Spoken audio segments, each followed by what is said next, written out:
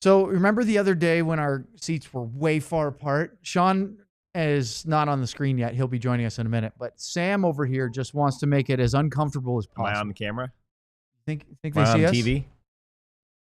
Forget this nonsense. We have the Central Division's first team of our summer series today. We're going to talk about the Preds. No, remember that Twitter joke? Yep. The Nashville Predators. And we have two awesome guests. Chris Mason, who's their TV color analyst and former NHL goalie, and from the Hockey News, Emma Lingan. She'll be joining us second. Sean is here. Luds is not. Let's get started. DLLS on a Wednesday. Starts right now. Get ready, boys.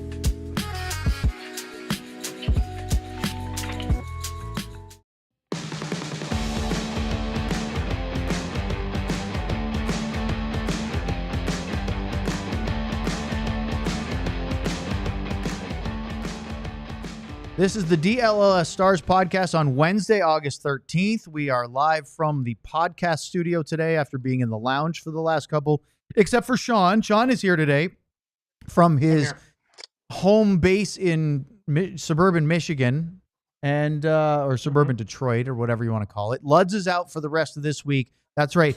Harry, no, he didn't turn his back on the fans. Luds is actually taking some much needed He loves to say that. PTO. He never gets time off. So he's a grinder. He likes to be here, but Luds won't be here the rest of the week. Sean will be here today and Friday. Wow. But let's get right to it because we have two great guests for the Other 31 series as we go through the entire NHL. Our first Central Division opponent is the Nashville Predators. Emma Lingan from the Hockey News will be joining us for the second half hour. But right now, please welcome. He is a former NHL legend in the pipes and the TV color analyst for their game broadcast in Nashville. It is the great Chris Mason. Hi, Chris. How you doing today? Hey, I'm doing awesome, guys. Thanks for having me. It's fun talking hockey here, midway through August, about a month away from camp. Oh, and we lost him entirely right mid-sentence. We'll get him back on here in a second. I'm sure it'll be great. Sean, I know Sam fancies himself a bit of a goalie as well, but we always seem to defer to you first. Smart. When you think of Chris Mason, what brings to your mind?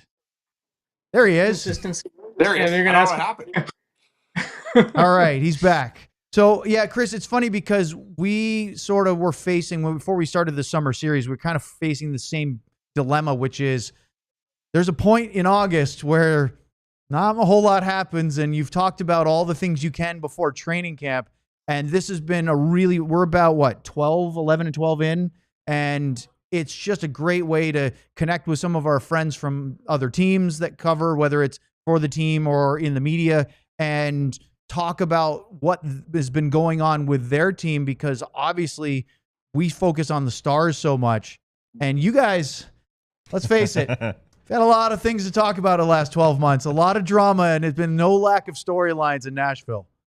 Yeah, it's honestly, it's crazy. I mean, if you think back to this point last offseason, everybody thought, oh, the Nashville Predators, they had such a good year prior where they had that good second half thing, the whole U2 concert, they just grinded their way in.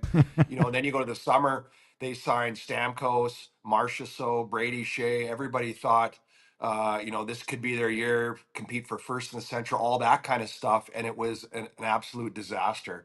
And it was really crazy. It was almost, being part of it every single night, watching it and covering the games is almost like a disbelief. Like the first 5 games, nothing connected. And you're at that point, you're still thinking, okay, well, they got to figure out the chemistry. They got to get it turned around. They're too good not to, with all these guys they've added, with the core guys like Forsberg and Yossi and Ryan O'Reilly and, all the veteran, leadership and guys that had won. And then it just continued to snowball. And, it became a very heavy thing. And, at the beginning of the year, they were losing all these games. They weren't able to score. Juuse Saros was playing lights out. losing games 1-0, 2-1, that type of thing. They couldn't score. So I feel like they wasted a lot of his best hockey. And eventually, I think that caught up to Saros as well. And I think you guys know the rest of the story. It was just a disaster of a year for the Predators. But I think going into this year, it's completely opposite. I don't think there's any expectations. I think the coaching staff has, maybe took an outside look at the situation and realized, you might not have the fastest team in the league. A coach maybe a little bit differently, a little more defensive, and kind of more to the roster. Andrew Bennett loves to play a fast, move that puck and go and skating game. And I think, last year it just took a while for everyone to get acclimated and it never really, came together. So it was crazy. But I think this year's maybe a little chip on the shoulder for the boys. Chris, when it comes to kind of those Forsberg, Stamkos, Marchessault guys, and obviously not Forsberg, Stamkos, and Marchessault coming in though, you bring in those names, you bring in those resumes, and there's a ton of expectation, both I'm sure on themselves, and then there's also expectation internally of what these guys are going to do. When it comes to kind of that slow start to the year and that snowball the Predators never really got over. Is it more of just was it just kind of a bad timing thing, multiple guys trying to get applicated, a mentality thing? Like, how do you kind of look at that when you have kind of that adjustment period and how it kind of led into everything else? Yeah, no, that's a great point, and that's kind of what everybody was trying to figure out the whole year. What's going on here? Is it just everyone has a slow start and the chemistry, and I think a lot of people, including players themselves, underestimate the impact in the chemistry. You're bringing in essentially an all-time captain, Hall of Famer, and Steven Stamkos. He's trying to lay back and doesn't want to get be too loud in the locker room and assert his leadership and get acclimated, and you kind of have to find your spots. And all three of those guys that they added, Skjei and Marchessault, had come from winning organizations. They'd been there a long time, and I think that acclimation for a player is a lot harder and takes a lot longer than people think. And I also think collectively, I thought with those additions, the guys that were there previously, the Forsbergs, the Josis, I think everybody as a team thought, we're going to score goals now. We're going to be a high flying offensive team, and we don't have to play with quite as much grind or quite as much compete, because that's kind of what they hung their hat on the year before, was being relentless team and on the forecheck and not letting the opponent breathe. And I think when you added skill like that, I think they laid off of that mentality. And as you guys know, you got a team that plays that way. You have to play that way. The teams that win, the Floridas, those teams that go to the finals, they have that kind of heavy kind of mindset in the way that they play, that physicality. And I think Nashville got away from their identity, and eventually it just became a thing where it was just this heavy weight all year on the guys, and it was just miserable. But I think this year there's not going to be a lot of expectation on them. I think the Central Division is absolutely insane. I think Utah is going to be a team that's going to be battling with you guys and everybody else up top there for years to come. But the Predators, I think they just got to come in with a chip on a shoulder, complete reset, and they've got the talent. I mean, they've got a good team on paper, but you got to see it on the ice here. So it'll be interesting to see in training camp what they do. And I know they're going to open up a couple roster spots for some younger players to compete for those spots. So it'll be an interesting training camp. Yeah, Chris, you just mentioned bringing in superstar skilled players like that. You're a former player. You played for a long time. I'm sure you saw plenty of these type of players come in. We had one very similar here last year, Mikko Rantanen. It took the same amount of time and was a weird transition. What is it that takes that time? So we're talking Stamkos and Marchessault, players that have been superstars in their own right. What for them takes the longest time? From what did you see from a day to day for those type of superstar players getting adjusted?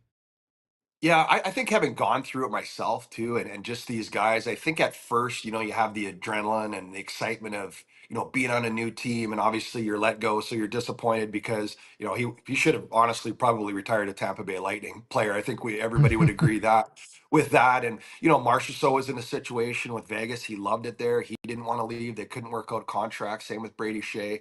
And at first you have that adrenaline and you're like, okay, I'm with the team and we got a great team and you're excited. But then you move to town, you move the family, you got to get new schools, you got to find a place to live, you got to, your family, you got to get new friends, and a new community and all that type of thing. And I think there's a point where you kind of get fatigued and reality sets in, and we're not in Tampa Bay anymore, and we love Tampa Bay, and we're not in Vegas anymore, and we love Vegas, and Nashville's great and everything, but it's not what we've been used to for almost our entire careers. So I think there's a point, and especially when you get off to a bad start, that's when you really start questioning all those things and looking back on what was and what could have been, and it impacts guys a lot. And I think collectively that was a big part of it, because you're talking about top two defenseman in Skjei, and you're talking about Stamkos and Marchessault, big time players, both the year before, 44 and 40 goals scorers.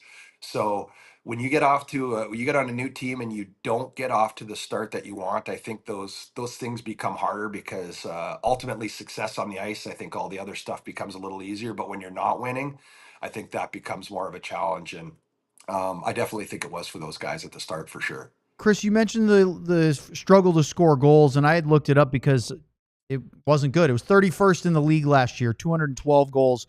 And there are no changes up front, really, from the end of last season through this offseason to date. You mentioned possibility of bringing some young guys up through the ranks, but you look at the goal scorers. Forsberg had 31, Stamkos had 27, Marchessault and O'Reilly had 21 each, and then there's a pretty big drop-off. So my question to you is, did you see anything during the course of the year that the internal fix is there for who's going to score the goals, or is it something that they're still kind of searching for that spark?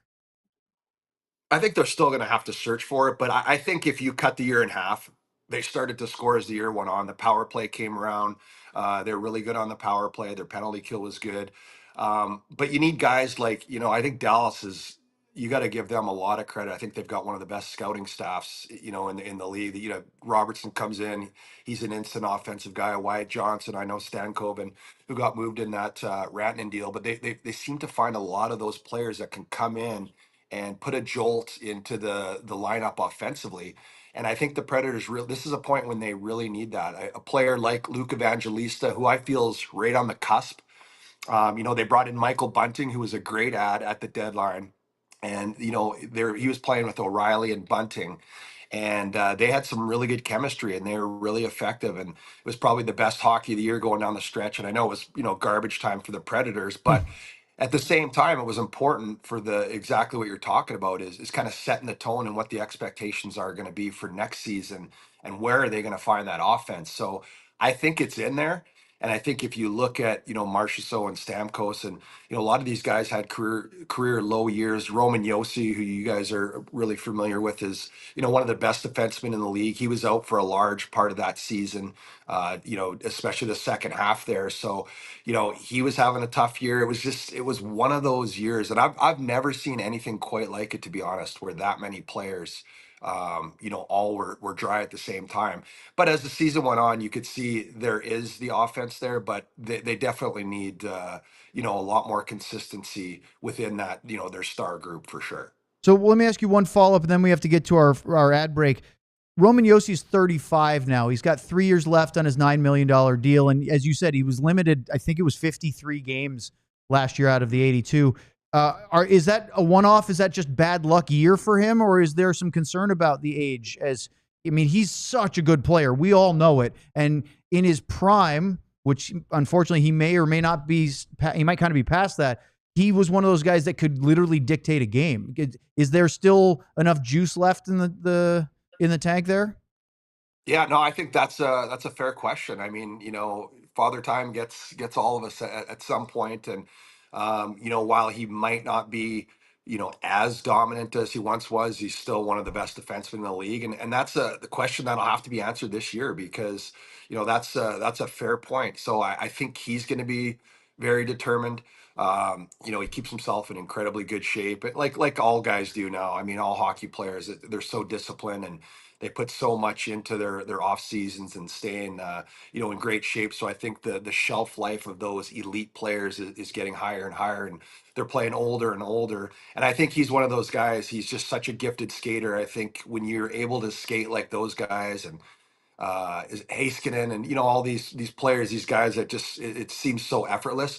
I don't think he might be on a slow decline, if you look at last season, but I don't think it's going to be enough to, where he just completely falls off the map. He's just too good.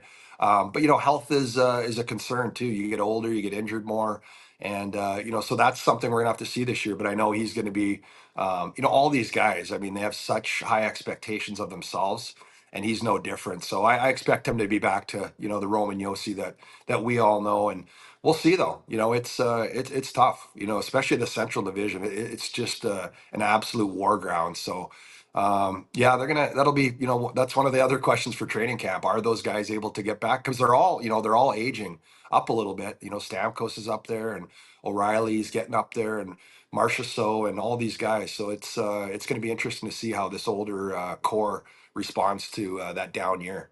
All right, a lot more to go, and we'll talk about how 35 only is old in the NHL, because I would kill to be 35 again. Wouldn't that be great? But Me more too. with Chris just next here on DLLS.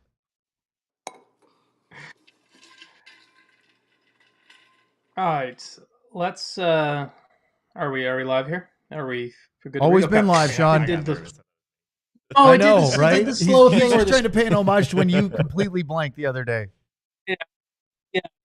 just like your favorite team needs a home ice advantage, your home needs a home floor advantage, and Empire Today can help you get it. Empire Today is flooring experts, dedicated flooring professionals focused on flooring every single day. We've all been to those big box stores, you wander endless aisles, and somehow you're hauling all these materials home, looking for an installer and coordinating everything yourself.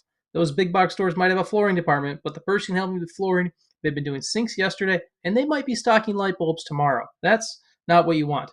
So Empire Today lives and breathes flooring, and they will be with you every step of the way. It's a whole different ballgame. The flooring experts bring the showroom right to your home, and you pick the right flooring and the right colors for your space. So you get what goes with your furniture and your house. You get that customizable feel and everything like that. So to schedule a free in-home estimate today, because some things are just better at home, DLLS listeners can receive a $350 discount using the promo code DLLS. Yes, you heard right, a $350 discount with code DLLS. Restrictions apply. Visit EmpireToday/DLLS for full details. All right, thanks, Sean. Let's talk about game time. I am going to tell you a personal game time story, which I've already told on the show, but I'm going to repeat it because Sam did it yesterday and he was excited to. Oh, yeah. Last week, I was looking for tickets to go to Fenway Park, and we're going to do that. I'm not going to say when, but it's coming up here in the next month. And I've been before. I grew up in New England. Love going to Red Sox games. Big Red Sox fan. Sorry, everybody that's here. Although I do cheer for the Rangers when they're not playing Boston. My kids have never been to a game in Fenway. My wife has once, but it's been a long, long time. So I go to game time, and I find a great deal on seats that are going to spoil the absolute ridiculousness out of the kids, because they're going to have perfect seats and a really good price. So take the guesswork out of buying tickets with Game Time. Do you know, if you download the Game Time app, create an account, use the code DLLS, I did this past week. You get $20 off your first purchase. Download Game Time today. Sam, what time is it? Game time. Time right. to hang out with Chris Mason. Oh, that's former the best Atlanta part. Thrasher. We'll bring Chris back in. And Sean, the floor is yours. Yeah, John Chris, I muted wanna himself. ask you There we about go. obviously a position you know really well, and I am unmuted. I hit the unmute. I can You're see good. I can see it does not say mute anymore. Chris, I want to talk about a position you know really well. So Juuse Saros, you go through and you just look at his kind of performance the past couple years. Plays 2 years ago, plays 64 games as a .919 save percentage. The year before that, 64 games again, the .906. This past year, 58, .896. Obviously, reflection of the environment too. But we talked about it in Dallas before. I wrote about it earlier this week with Jake Ottinger and his workload and figuring out when it comes to getting the most out of Juuse Saros, and you talked about him kind of maybe wasting some of his quality starts earlier in the season. What do the Predators need to get the Juuse Saros back they had a couple years ago? And is that a Juuse thing? Is that a Justice Anunin thing? Is that a team around him thing? What do you see on that? Yeah, I think it's all the above. I think when you get in those situations where you have a horse like Ottinger or Saros, and there's not as many of those guys in the league anymore that are able to play the 65 games plus. But I think in this league, you're not going to win unless you have an elite offense. So you're somebody like the Oilers that maybe they've got a bit better defensively over the last years, and obviously 2 cup finals. They surprised me last year. I didn't think they were going to get even close, but they seemed to find a way. But for Nashville and for Saros to get back there, I think, when he had Kevin Lankinen and him, they were able to go to Lankinen, whenever they felt. If they felt Saros was maybe playing too much or there's a little dip there, they could ride Lankinen for a couple games. Onanen came in. Halfway beginning of the season, there's a trade with Colorado, and he was really good at first, but he kind of dipped a bit as the season went on. And I think when you look at the goalie environment, I mean, I don't care how good you are. Everybody would probably consider Igor Shesterkin one of the best goalies in the league, and he had one of the worst environments. His numbers reflected that, and I think that's kind of what happened with Saros. And much like the other guys, I think he got off to, well, unlike the other guys, he got off to such a great start. But as the losses started piling up and kept piling up, it eventually gets to you, and you can't play A+ games every single game and continue to do that for 82. So I think they really need to find a balance if the Predators are going to get back in the playoff conversation of defending a lot better as a team. And any goaltender will tell you if you're in that environment, it gives you, times 100, to succeed in those environments, in those situations. And that's what Nashville is going to have to do. They're going to have to play a lot better around him.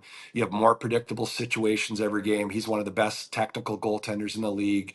He's almost flawless in terms of his, technical ability, his explosiveness. His size is something that maybe hinders him at times with, traffic, and sometimes on, the short side going down, and there's that little spot above your shoulder that you guys have all seen. There's nothing there, and those guys seem to find it if they have time. They can pick those little spots. So I think a lot of that's going to have to really improve around Saros, and you need the reliable backup so you don't feel the pressure as a coaching staff to, especially when you're going down the final stretch after the big Olympic break. I mean, you're playing 4 games a week. It's crazy.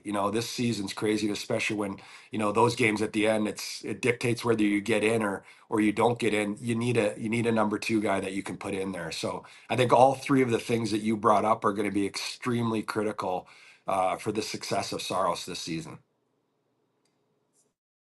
Yeah, one of my favorite videos from, I think it's from a Predators training camp a couple years ago, is when they're doing they're working on the pushes across from the goal line, and Juuse's doing them, and there's 3 other professional goalies doing Yeah. the pushes, and he looks like he's leaving like teenagers in the dust, just like how with his technical skating and his explosive combined in that.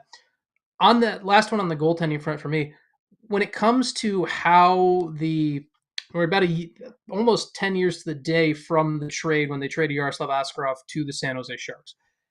Is there any outside pressure from what happened with that position where all of a sudden, hey, we move on from a guy who was supposed to be here, where there's now more to replace this and that? Was there any fallout of that you felt like the team had to deal with, whether it was on the ice or maybe Barry Trotz had to deal with from that? Because that was a very public divorce with a guy who was supposed to be the future number 1 after Juuse's time there.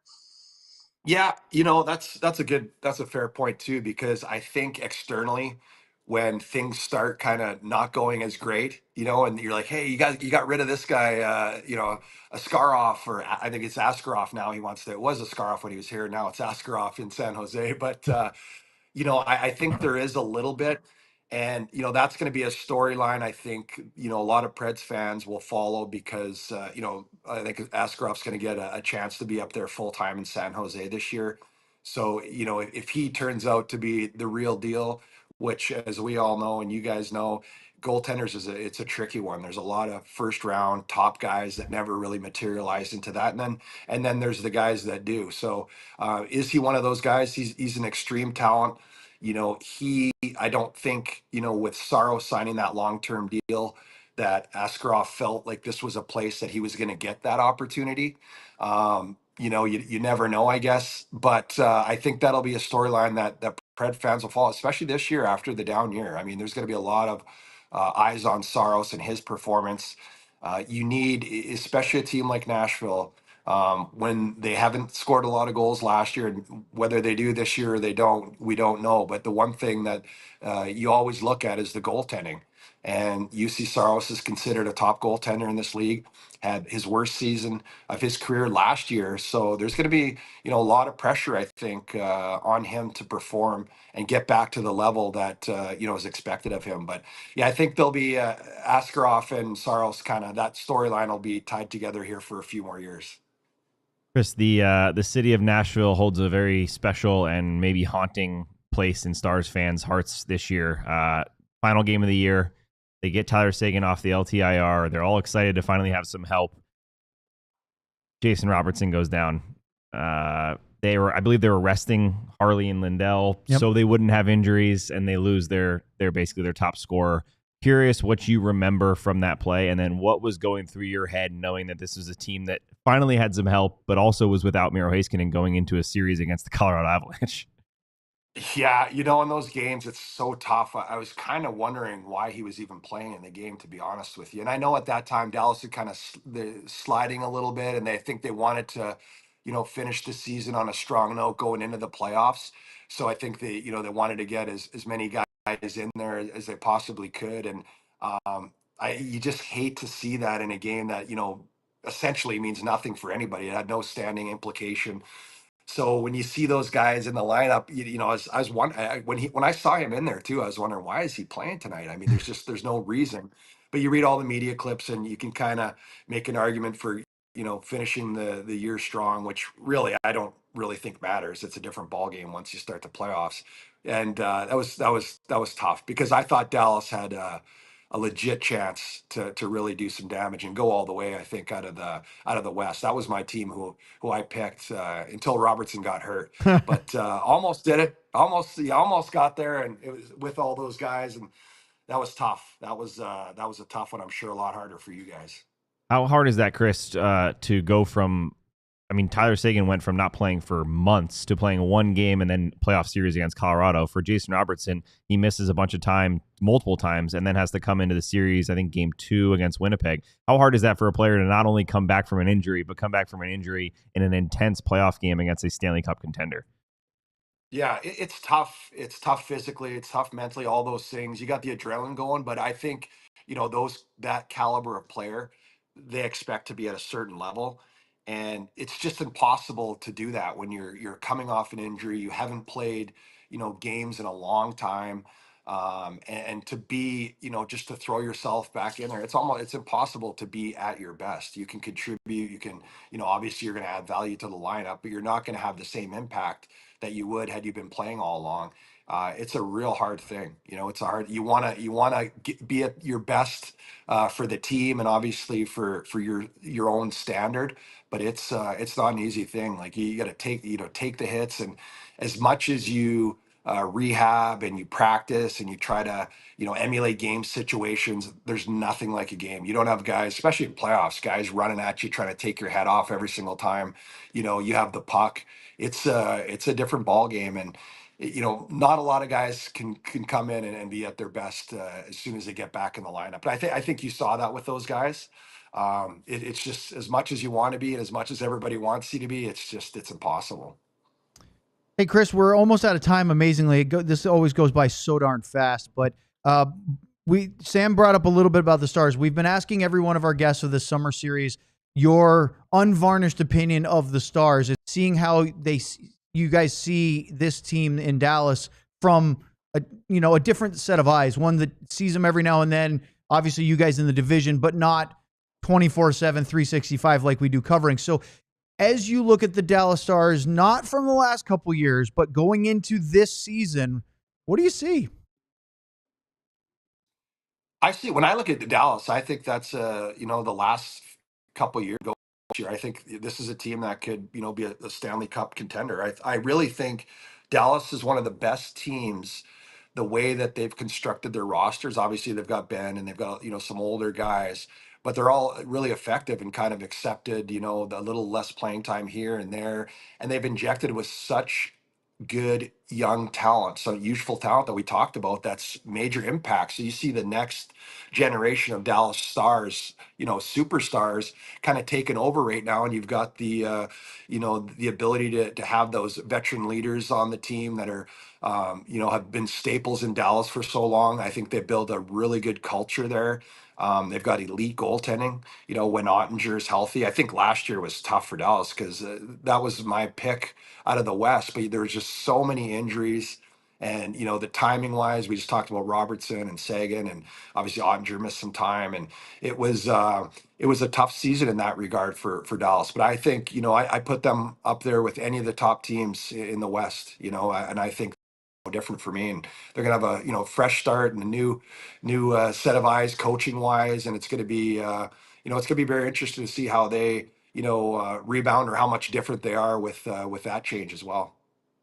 Well, it's an absolute pleasure to have you join us today. Thank you for carving out a little time. It's so much fun talking hockey with you in the middle of the off season when this is the dog days. Thank you so much for joining us today, Chris. Thanks, Chris. Yeah, thank you guys. You got a great pod, and appreciate you having me on. There he is, Chris Mason, the TV color analyst for the Nashville Predators. Phenomenal. Can't wait to have him on again at some time. Up next, we will talk to Emma Lingan from the Hockey News, and we'll get the other side of it. But first, we got to say goodbye to Sean. Sean, it's been fun having you on the show today. I'll see you all Friday. Today is Wednesday. We'll see you Friday for another Central Division day here on DLLS. What if I told you, Owen Newkirk? Oh, you're just doing the Sean now. DLS Cowboys crew is headed to Las Vegas with true fan travel for the ultimate fan experience. Not the DLS Stars crew, the DLS Cowboys crew. We're still working on our own trip. But DLS is taking over the Strip for an unforgettable weekend in Vegas, and you need to be there.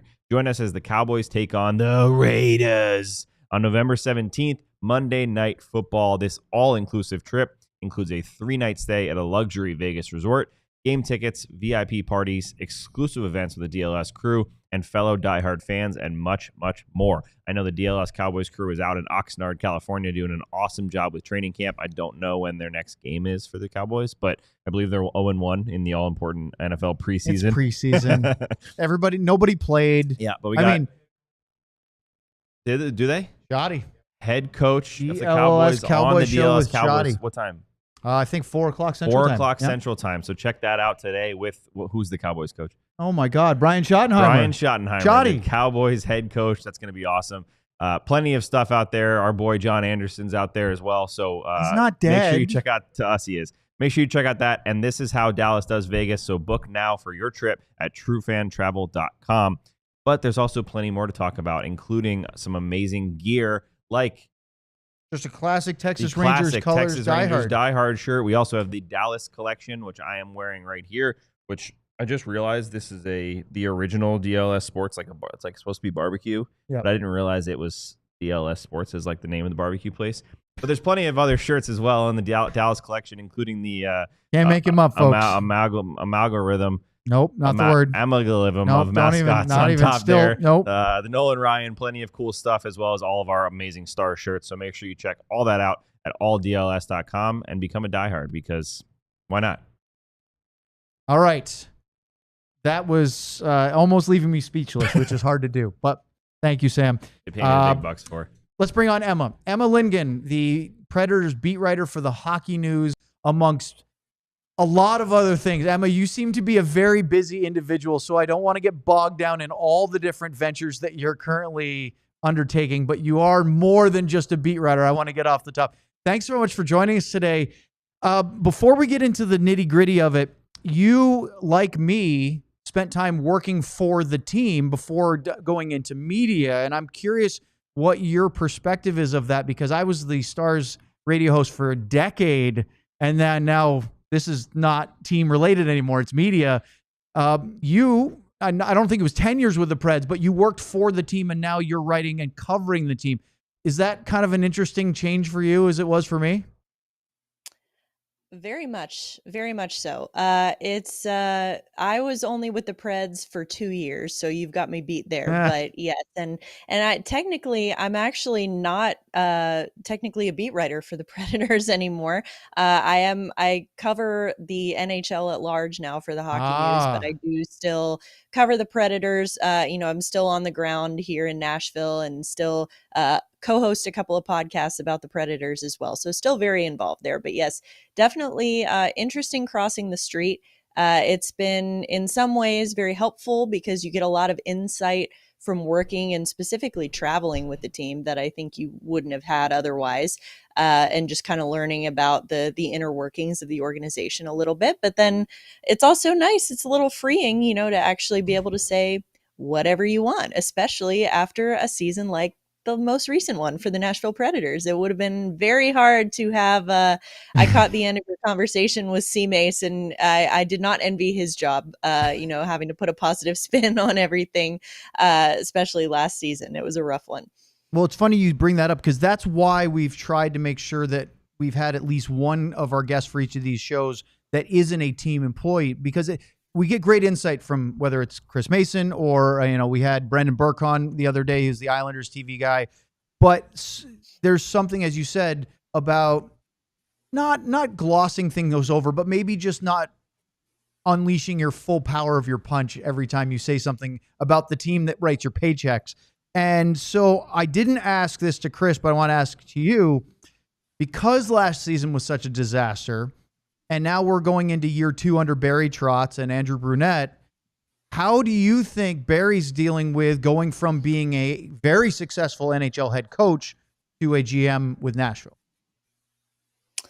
Well, that's a loaded question. I think that he, I think Barry Trotz was originally, when he came in to Nashville, kind of viewed as the savior. A lot of people were, I think, tired of the David Poile way of doing things, which was just kind of stay in that mushy middle for a long time. And, we're going to be competitive. We're going to make the playoffs, but we're not going to make it very far. And I think that, there was just kind of a change needed. Barry Trotz represented that change. I think what so many people wanted from Nashville was just a direction. They wanted to know, are we tanking and rebuilding, or are we going to go for it? They just wanted to know one way or the other. And Barry Trotz, to his credit, he gave them that answer right away. He said, we're going for it. Now, whether that's the right answer or not is certainly up for debate still, especially after last year. But I do think that he is, he picked the path that he wanted to go on. He picked the plan, but I don't know that he necessarily stuck with the plan in the first year. I think he got a little bit of fool's gold in his first season. That 18-game crazy point streak that the team went on, I think it fooled not only Barry Trotz, I think it fooled a lot of people into thinking that this team was a lot closer than they actually were. That's interesting. To contending. So he kind of said, I think the original plan was, we're going to, kind of go and let our young players play. We're going to focus on, the future. And then it was like, oop, nope, just kidding. We're actually really close. We're going to go out. We're going to get all these veterans and we're going to go for it right now, which is fine if that's the plan. But again, I think that you have to think about it in terms of a broader point of view here. Like the coach that you brought in Andrew Brunette, you brought him in for a very different job than the one that he has now. I think that you brought him in to bring up those young players and develop them and teach them the Predator way and, build this culture that is going to be, successful for a long time here. And Barry Trotz then rapidly changed the timeline. Now, I will say, in to his credit, he didn't leverage any of the Predators' future in doing this. It's not like he traded away a bunch of blue chip prospects. I mean, you have Askarov, that's a little bit of the exception, but I still don't even think that was, necessarily as big of a loss. But I think in general, he still kept the door open for the future, but then he also kind of made it more difficult for his head coach, the head coach that he brought in to develop all these young players. And now he's now got a very different job description than the one he signed up for. So of course you hear a lot about, oh, fire Brunette, fire Trotz. It's just, there's a lot of impatience and frustration, I think, among the fan base, which is totally justified. I just think that right now, this is my very long-winded way of answering your question, which is that I think the first 2 years of Barry Trotz's tenure have taught him, or hopefully have taught him, the importance of sticking to the plan. You pick a plan and you stick with it, and you don't let whatever happens during the season kind of, steer you off of that plan too much. Now, again, I don't think it's all doom and gloom. I don't think it's terrible. Like I said, the Predators still have a bright future, but they've kind of tied their own hands in the present a little bit with the, you don't really have the horses to run the race you want to run right now. And I think that, unfortunately, they're learning that the hard way. I have so many follow-ups, but I'm going to let Sam talk. So I promise you, we'll get back to that. No, it goes off of what you're just saying. I mean, there's so much into that. But with all that being said, with all the stuff that happened last year, how short is the leash actually? Not just from the fans and frustration in the organization. How short is the leash, whether it's for Trotz, whether it's for the coach, whether it's for Stamkos and Marchessault and the superstar players that were supposed to take them there? Actually in the organization, how short is that leash? Yeah, that's an answer that I think a lot of the fan base doesn't want to hear. I think that if you ask the fans, it's like, yeah, oh, if the Predators go 0-5 again to start the year, Brunette's gone. I can tell you, I really don't think his leash is short. I don't think that his seat is as warm as people think it should be. I do think a lot of that is kind of, to my earlier point, it's a little bit of Barry Trotz realizing now that he put Brunette in this position.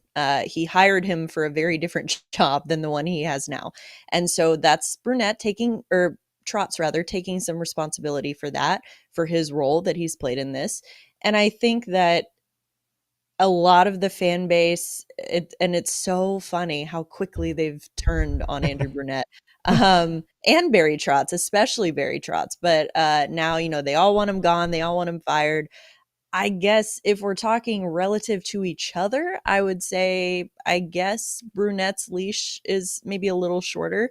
But I still don't think it's that short. I think that Barry Trotz in particular now, just for a GM in general, I don't care who you are. I don't think that, and I'm, very vocal about this on the other shows that I do, but I think that you can't judge whether a GM is a good GM or a bad GM after 2 years.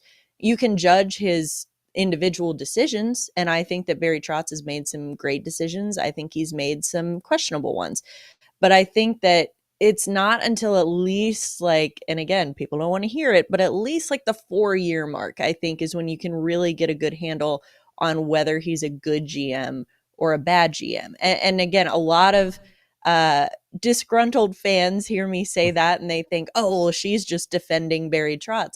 I'm not. He very well may be a horrible GM, and he may be a great one. The fact is, we just don't know yet. I think that he's made some horrible decisions and he's made some great decisions, but it's just not a large enough sample size yet to know. Yeah, and what about those players, Stamkos and Marchessault? Obviously, they're more short-term solutions. It's not like these are 21-year-old players they have for the next 10 years. Is there any sort of worry or things that start to flare up if the team is having a similar season in, let's say, December or January? It's tough. They've kind of painted themselves into this corner with the contract structures for those guys. Obviously Stamkos is a full no trade, Marchessault is modified no trade, and there was all this conversation last year about Jonathan Marchessault making these comments at the end of the year about, oh, he's unhappy, he hates Nashville, he wants to leave, he's going to ask for a trade. And it's like, okay, I don't think Jonathan Marchessault hates Nashville. I think Jonathan Marchessault hates losing. And I think that's where the frustration was coming from. And if you ask anyone, none of them expected the kind of year that they had last year. That's why it was so disappointing. They came to Nashville because they wanted to win. So I think that any sign of frustration immediately among the players, fans start to think, oh, they want to leave, they want out, they're going to ask for a trade. And you know what, they might. But again, I don't think that it's going to be, I could see it happening, maybe sort of a similar situation to what happened with Ryan McDonough last year, where he came in and he had told Barry Trotz, look, like, if there's a way that you could get me back to Tampa, I would really appreciate it.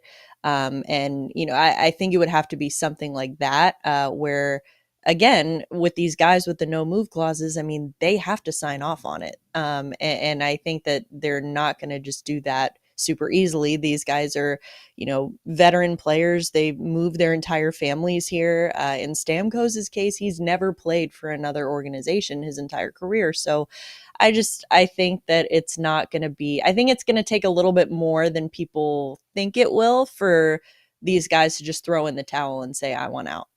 It's a great point, because when Joe Pavelski, joined the Stars his first year after his entire career in San Jose, he wasn't Joe Pavelski for the first 63, 64 games or whatever it was.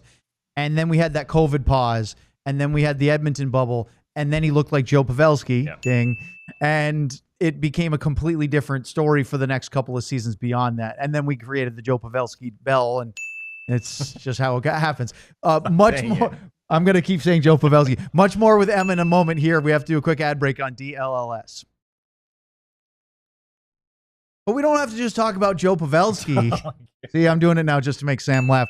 Let's talk about being in Diehard, because right now, with NFL training camp going on with the Cowboys out in Oxnard, with our whole crew, our DLLS Cowboys crew, they are out there this week. Did you know that it's apparently the Cowboys head coach, Ryan Schottenheimer? Very good. Sam learned that today. Joe Pavelski. Oh, for goodness sakes. I can't believe that you didn't know who Shoddy was. We're down. Anyway, they're going to have him on the show today, 4:00 Central Time, so in a couple hours time.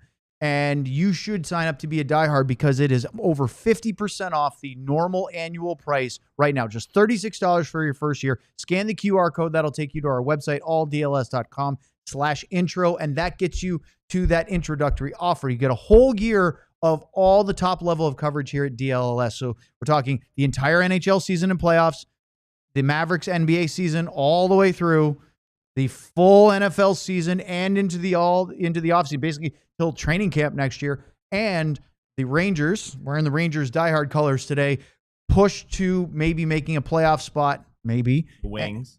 The Dallas Wings pushing toward, I think, what do they have? 9 games left? Not that many, less than 9, 7? Elijah knows. Just a handful of games left in the regular season.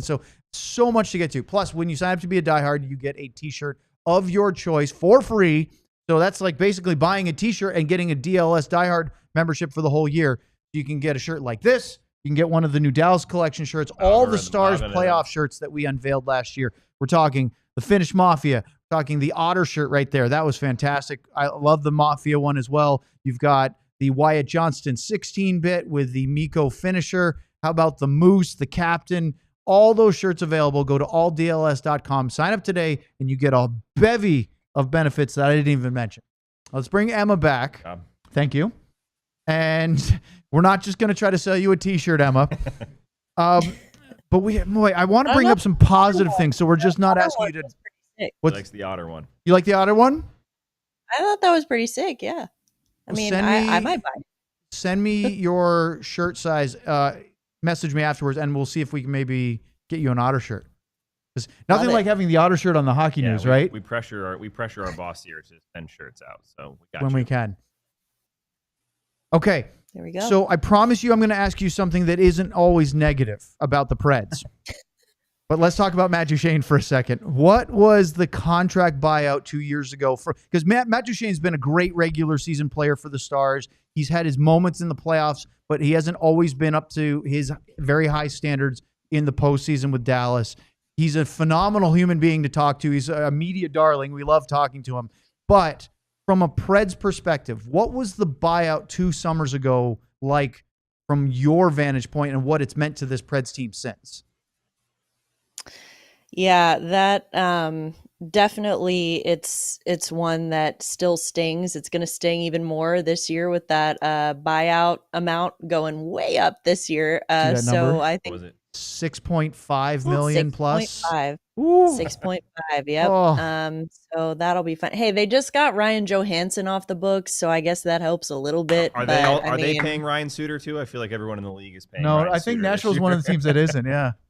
no, but he's still making his tour of the Central, yes. But no, Nashville is no longer paying Ryan Suter. Still paying Kyle Turris until the end of time. You know, he's the Bobby Bonilla of Nashville, apparently. But yeah, no, it stings financially, but I think it was a shock. It was a huge shock. And I think going back to, what we were talking about earlier, my perspective having worked for the team, I actually still am. I consider Dutchie a very good friend, and I know that it was very difficult for him. As shocking as it was for the fan base, it was just as shocking for him. And he was extremely emotional about it.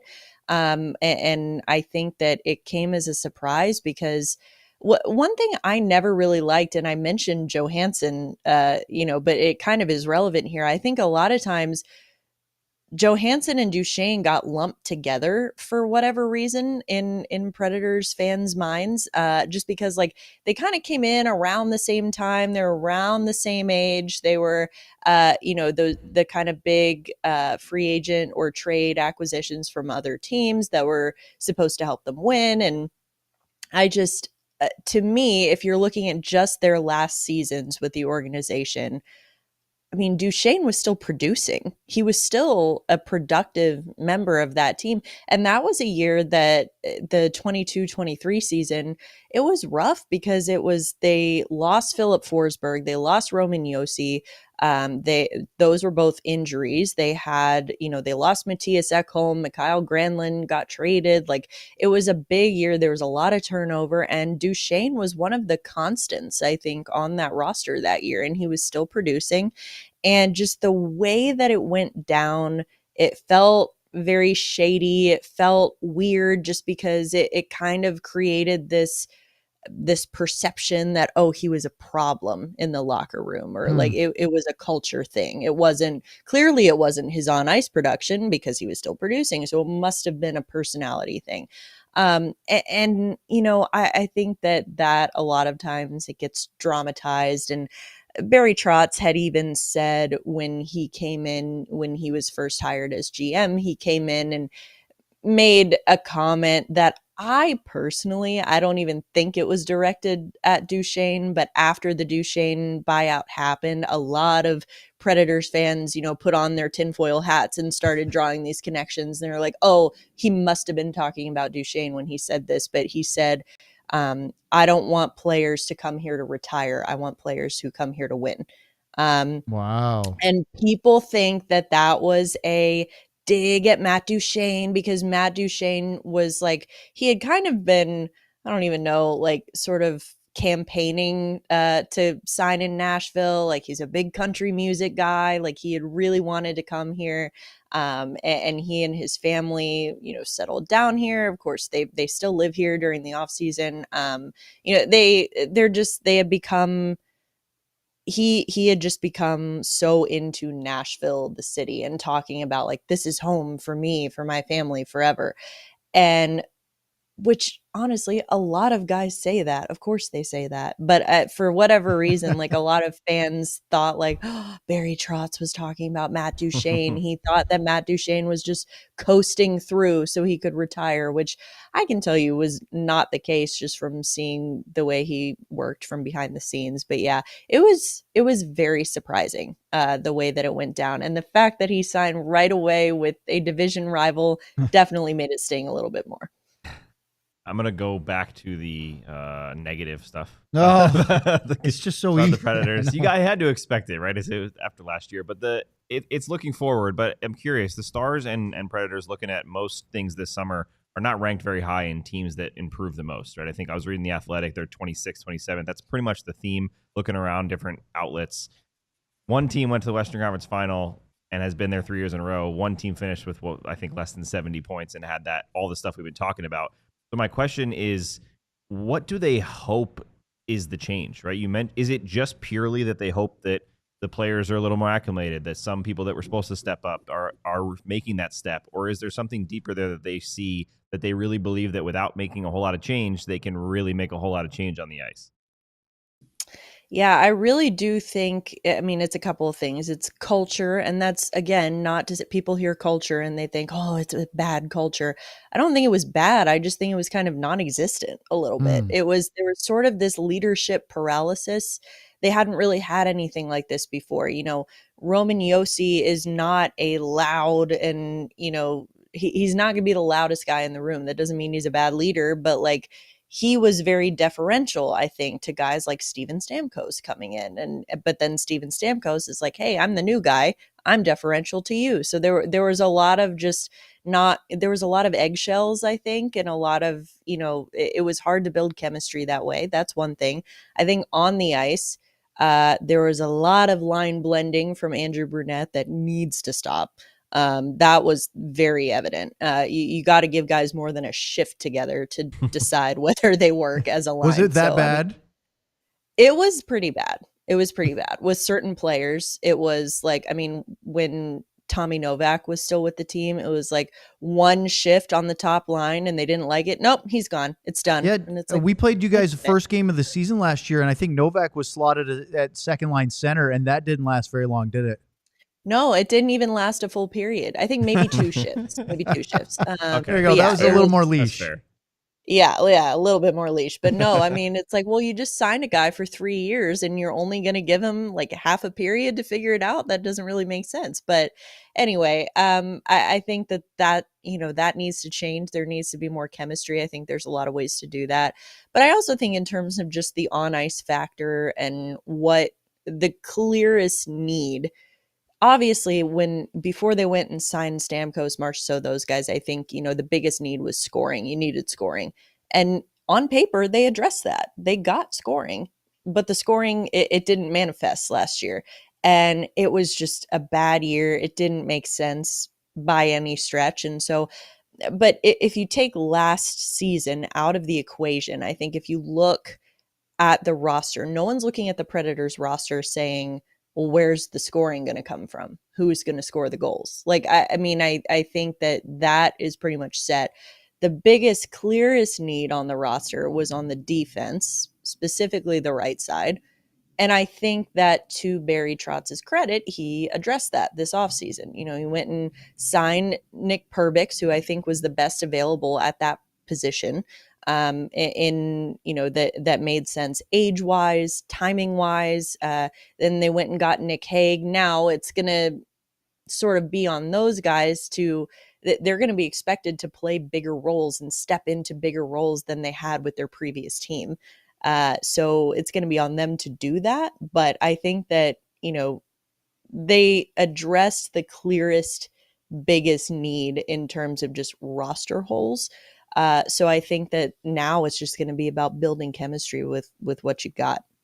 Okay, I have a somewhat positive slanted question, I promise you. And one of the players, I know he got hurt, and that was really unfortunate, but one of the guys that came up, you probably can guess it already, is Adam Wilsby. I really was impressed almost immediately when seeing him play, especially against Dallas, and there seems like there's something there. Now, I know he had the injury and his season cut short, but is there, I guess, assuming that he's back and healthy, is there hope in Nashville that this kid's, one of those long-term solutions on the blue line? Absolutely. The organization is really high on him, and it's easy to see why. It is one of the most unfortunate parts about this last season is that we didn't get as long of a look at him as I think we expected to. But I think that right now, if you're looking at this roster, he slots in on the third pairing to start the season. I don't think there's any question about that. But yeah, he's definitely a guy that is very promising. You really could see he's not the biggest guy and he doesn't have the most offensive upside, I don't think, but he's a really solid, reliable defenseman. And for an organization that prides itself on drafting and developing defensemen, I think that he fits that mold, and I'm really excited about him.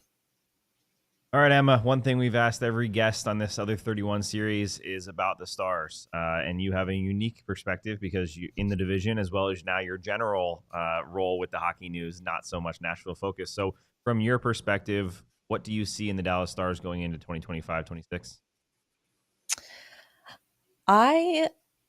A lot of Nashville fans are going to be mad that I say this, but I find myself rooting for the Stars a lot. Wow. Yeah. I really like this team. I love this team. I think that, they give me hope.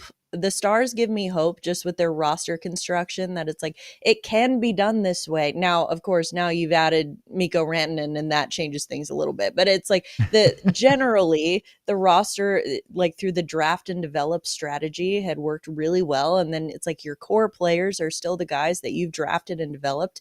And then you go out and add the supplemental pieces around those guys, but you're not blocking any of those guys from coming up. Obviously they've got a fantastic goaltender in Jake Ottinger, and I don't know if I'm allowed to say this, maybe now that he has a head coach who won't throw him under the bus after he loses a playoff game, then maybe he'll do even better. But I love it. I think that the Dallas Stars are such a deep team, and they've maybe could defensively was a little bit of a question last year. And I think that that's something that, when you were talking about, have they done enough to improve? Well, I think they didn't really have to do that much this offseason. So I'm still really high on this team, and I'm excited to see what they can do next year. They're still my pick. They're always my pick.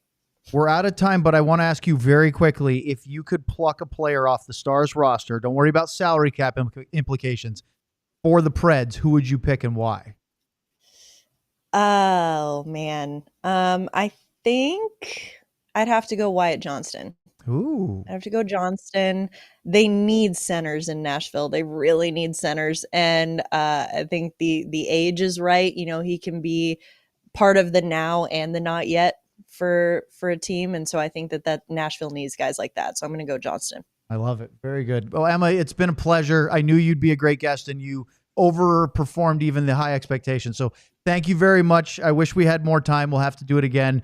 And check out Emma and all the things she does, not just merely Nashville stuff, folks. It's much, much more involved than that. But thank you so much for joining us today. Thanks, Emma. Thank you, guys. There's Emma Lingan. Check her out at the Hockey News, and check us out tomorrow because we have the Los Angeles Kings on our docket. It'll be a 2:00 start Central Time. Eric Stevens from The Athletic and Zach Dooley from the Kings Insider, will be joining us to talk about those crowns out in SoCal. And we'll do that as we do both of the Southern California teams in the same week. How about that? Big thank you to our guests today, Emma Lingan and Chris Mason, for our producer Elijah Smith, and for Sean Shapiro, who was on earlier, and Sam Nestler. I'm Owen Newkirk. We'll see you tomorrow right here on DLLS. We all silly like the mayor.